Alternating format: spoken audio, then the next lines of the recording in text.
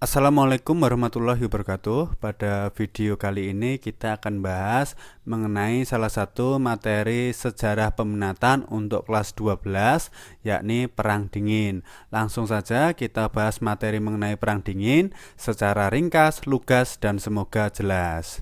Istilah mengenai Perang Dingin atau Cold War diperkenalkan oleh Bernard Baruch dan Walter Lippmann. Perang Dingin juga disebut sebagai Perang Urat Saraf atau Perang Ideologi. Perang Dingin adalah perebutan pengaruh antara Amerika Serikat dengan Uni Soviet. Amerika Serikat dan Uni Soviet ini merasa paling berjasa dalam Perang Dunia II. Seperti yang kita ingat bahwa Amerika Serikat dan Uni Soviet pada Perang Dunia II tergabung dalam blok yang sama, yakni blok sekutu. Akhirnya Amerika Serikat dan Uni Soviet itu melakukan perang dingin, yang mana Amerika Serikat dan Uni Soviet itu berperang tidak secara langsung, melainkan memanfaatkan konflik di negara ketiga atau sering disebut sebagai proxy war. Itu adalah perang dingin, perang urat saraf, atau perang ideologi. Amerika Serikat dan Uni Soviet kemudian membentuk blok yang berbeda. Amerika Serikat tergabung dalam blok barat, sedangkan Uni Soviet tergabung dalam blok timur. Blok barat itu memiliki ciri sistem politiknya multi partai, jadi banyak partai politik. Sistem ekonominya kapitalis dengan prinsip pasar bebas. Anggota blok barat antara lain Amerika Serikat, Inggris, Prancis, Australia, Kanada, dan Belanda. Sedangkan blok timur itu mengenal sistem politiknya adalah monopartai, hanya ada satu partai, yakni Partai Komunis, dan sistem ekonominya sosialis atau komando, di mana pemerintah memiliki peranan besar dalam ekonomi. Adapun anggota blok timur antara lain Uni Soviet, Albania, Cekoslovakia, Jerman Timur, Hungaria, Polandia, Bulgaria. Persaingan Amerika dan Uni Soviet itu juga meliputi bidang ekonomi. Salah satunya Amerika Serikat dan Uni Soviet menjadi negara kreditur, negara yang memberikan bantuan kepada negara yang lainnya. Contohnya saja, miliknya Amerika Serikat itu ada namanya Doktrin Truman, yang merupakan bantuan ekonomi untuk negara Yunani dan Turki. Tujuannya adalah untuk membendung komunis. Kemudian ada Marshall Plan, merupakan bantuan ekonomi untuk negara-negara di Eropa. Point for Truman merupakan bantuan ekonomi untuk negara-negara Asia berkembang. Selanjutnya ada Colombo Plan, bantuan ekonomi untuk negara persemakmuran Inggris. Tujuan dari bantuan ekonomi ini adalah untuk membendung masuknya pengaruh komunis. Selanjutnya untuk blok timur itu ada namanya Molotov Plan atau Comecon, merupakan tandingan dari Marshall Plan yang juga sama memberikan bantuan ekonomi kepada negara-negara anggota. Persaingan selanjutnya dalam bidang fakta pertahanan. Di sini blok barat ada namanya NATO untuk negara-negara Eropa, ada SEATO untuk negara kawasan Asia Tenggara. Adapun negara Asia Tenggara yang ikut SEATO itu hanya Filipina dan Thailand. Kemudian ada ANZUS, Australia, Selandia Baru, dan Amerika Serikat. Selanjutnya ada CENTO atau METO untuk negara-negara kawasan Timur Tengah. Ini merupakan lambang NATO. Ini ANZUS, ini SEATO, ini adalah CENTO. Sedangkan blok timur ada namanya Pakta Warsawa, ada Doktrin Brezhnev.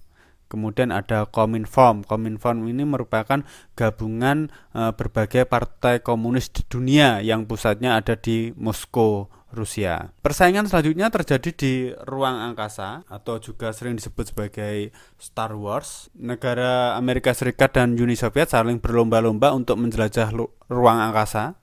Amerika Serikat terkenal dengan mengeklaim bahwa sudah sampai ke bulan.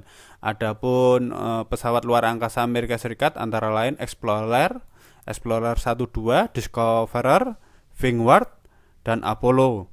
Sedangkan Uni Soviet antara lain Sputnik 1, Sputnik 2, Lunik, Vostok, dan Vostok 2.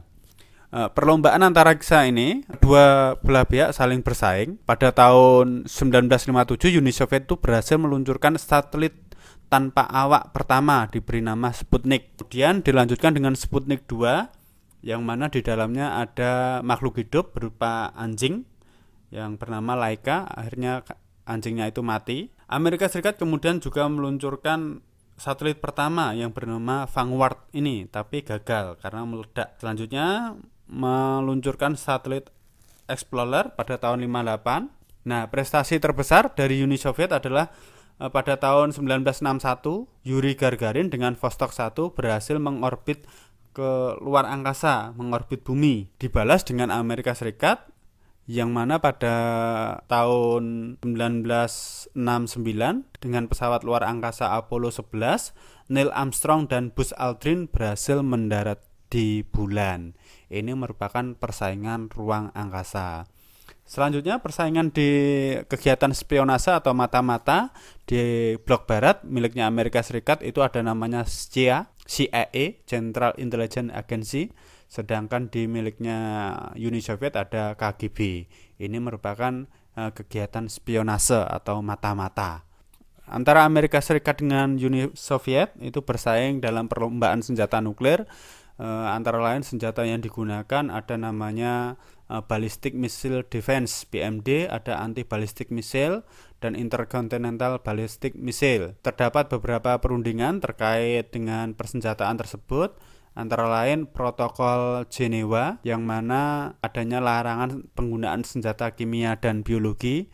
Kemudian ada perjanjian non-proliferasi nuklir pada tahun 1968 yang diikuti oleh Inggris, Amerika Serikat, dan Uni Soviet. Pertemuan ini menyepakati bahwa mereka tidak akan menjual senjata nuklir atau memberikan informasi kepada negara-negara non-nuklir. Selanjutnya ada strategi Arms Limitation Talks atau SALT, di mana SALT ini merupakan perjanjian pembatasan persenjataan strategis. Pada SALT 1 ditandatangani oleh Richard Nixon, Presiden Amerika Serikat, dengan Leonid Brezhnev, Sekjen Partai Komunis Uni Soviet. Kemudian dilanjutkan dengan SALT 2 yang menyepakati pembatasan terhadap sistem pertahanan anti peluru kendali atau anti-ballistic missile. Kemudian juga pembatasan senjata-senjata ofensif strategis seperti ICBM dan SLBM. SLBM itu Sea Launched Ballistic Missile, peluru kendali balistik yang diluncurkan dari laut. Selanjutnya ada lagi yakni Strategic Arms Reduction Treaty atau STARS. Ini merupakan perjanjian pengurangan persenjataan strategis dilakukan oleh Amerika Serikat dan Uni Soviet. Perjanjian ini menyepakati bahwa kedua negara adidaya akan memusnahkan persenjataan nuklir yang dapat mencapai sasaran jarak menengah. Ini merupakan berbagai senjata yang digunakan pada saat Perang Dingin. Kemudian konflik terkait perluasan Perang Dingin antara lain konflik Berlin, di mana nanti didirikan tembok Berlin. Berlin dibagi menjadi dua, Berlin Barat dan Berlin Timur. Berlin Barat itu berada di bawah kekuasaan Amerika dan Berlin Timur di bawah kekuasaan Uni Soviet. Kemudian ada konflik Tiongkok, di mana nanti terjadi pertentangan antara kaum nasionalis dengan kaum komunis yang dimenangkan oleh kaum komunis di bawah Mao Zedong, mendirikan negara Republik Rakyat Cina, sedangkan kaum nasionalis kemudian terdesak ke selatan, tinggal di Taiwan. Selanjutnya ada perang Korea antara Korea Utara dengan Korea Selatan. Ada krisis Kuba yang mana terjadi insiden invasi Teluk Babi. Orang-orang yang kontra terhadap Fidel Castro dipersenjatai oleh Amerika. Karena Amerika tidak menyukai pemimpin Kuba yaitu Fidel Castro yang lebih condong ke komunis. Selanjutnya ada perang Vietnam yang membagi Vietnam menjadi dua, Vietnam Utara dan Vietnam Selatan. Vietnam Utara nanti dibantu oleh Uni Soviet dan Cina, sedangkan Vietnam Selatan di bawah Amerika dan sekutunya.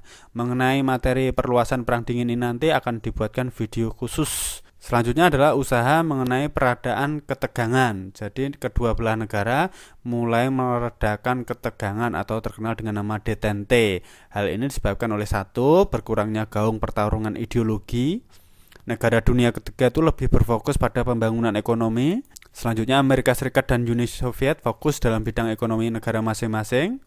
Negara merdeka sadar terkait pecah belah yang dimainkan oleh negara adikuasa. Ini merupakan faktor terjadinya peredaan ketegangan atau detente. Selanjutnya peristiwa penting terkait detente. Yang pertama adalah kunjungan Presiden Amerika Serikat Richard Nixon ke Cina bertemu dengan Mao Zedong, pemimpin RRC. Selanjutnya ada pertemuan antara Presiden Richard Nixon dengan Leonid Brezhnev di Moskow terkait dengan SALT 1. Ini merupakan berbagai usaha peredaan ketegangan antara Amerika Serikat dengan Uni Soviet pada Perang Dingin. Peristiwa yang menandai berakhirnya Perang Dingin antara lain runtuhnya Uni Soviet, kemudian bersatunya Jerman, dan juga runtuhnya negara-negara komunis Eropa Timur. Dengan beberapa peristiwa ini menandakan bahwa Perang Dingin berakhir dan Amerika Serikat muncul sebagai satu-satunya negara adikuasa di dunia.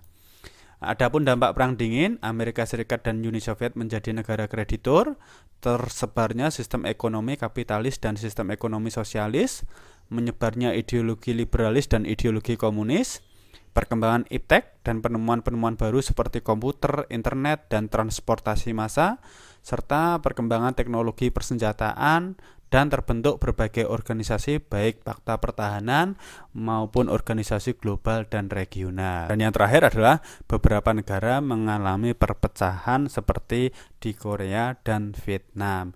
Ini merupakan dampak Perang Dingin.